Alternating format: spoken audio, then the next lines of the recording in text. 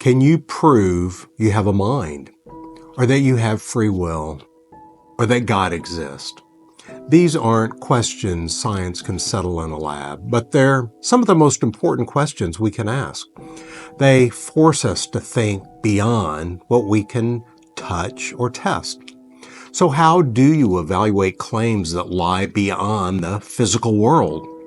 Let's explore how to think clearly about the big questions. Questions that shape your worldview but resist measurement. A metaphysical claim is a statement about the ultimate nature of reality. It asks questions like, what kinds of things exist? Is reality just matter and energy, or does it include minds, souls, or God? What caused everything? What is time, identity, or truth?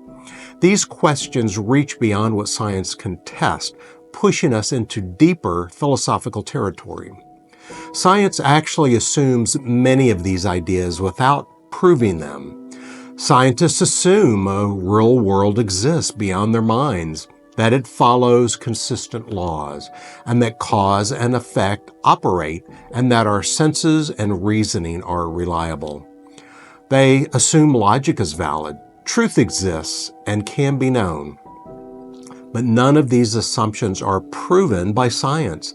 Instead, they make science possible. You need logic to conduct an experiment. You need reality to test a hypothesis. So, metaphysics forms the foundation beneath science, asking the why and what it means questions science can't answer. As we saw in episode 4, when it comes to big questions like whether we have a soul, it often depends on our basic view of reality. Do we believe that only physical things exist? Or do we think there's also something non-physical about us?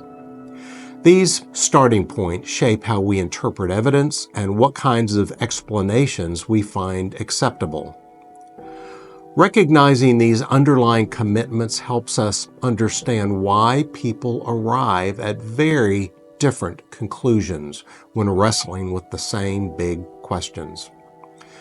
Because of this, metaphysical claims are unavoidable. Every worldview depends on them, whether openly acknowledged or not. If we want to understand reality clearly, including big ideas like God, morality, and meaning, we have to take metaphysical questions seriously. Where do people often go wrong?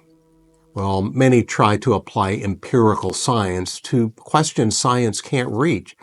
People sometimes say things like, God can't be proven by science, so I don't believe in him, or you can't measure a soul with any scientific tool, and then act like that just settles the question, as if something has to be scientific to be real. But that's like trying to detect a radio signal with a thermometer. It's the wrong tool. Just because a claim isn't subject to laboratory testing doesn't mean it escapes rational evaluation. When dealing with metaphysical claims, you're not just looking for more data. You're looking for a framework that makes sense of all the data, physical and non-physical. These questions require reasoning, inference, and worldview analysis. Evaluating metaphysical claims calls for a different kind of thinking. Philosophers start with undeniable experiences. You exist. You're conscious. You experience purpose, morality, and reason. These are real aspects of reality, even if they aren't physical. Then you ask what best explains these experiences. Why does anything exist at all? Why does the universe seem fine-tuned for life? Why do humans have moral intuitions? Why does logic work consistently everywhere? Why do we have minds capable of understanding truth? These questions don't have obvious physical answers. Next, we use inference to the best explanation. Think of it like putting together a puzzle. You test big picture views of reality and see which one fits the most pieces without forcing them.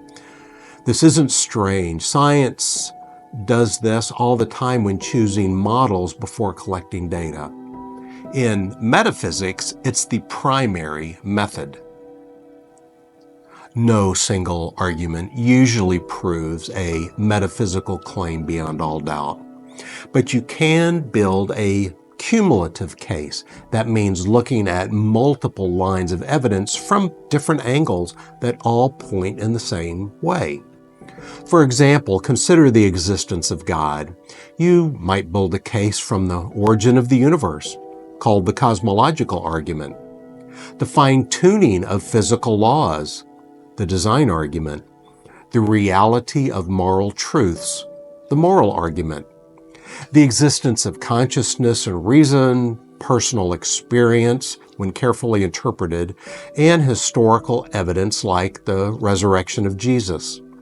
Each piece alone might not convince everyone, but together they form a coherent, powerful, and reasonable picture of reality.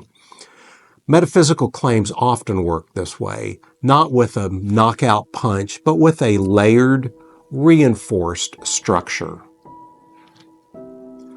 This kind of thinking is difficult because we're used to thinking only in terms of physical things.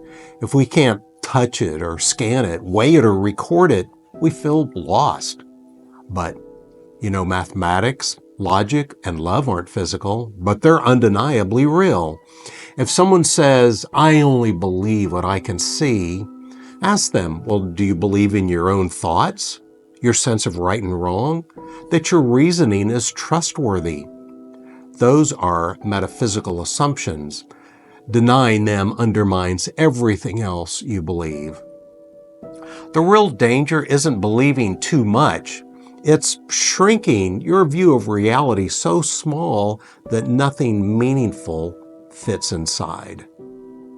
So how do you evaluate metaphysical claims? Not by feelings or physical proof, but by asking, what's the best explanation for what I already know to be true?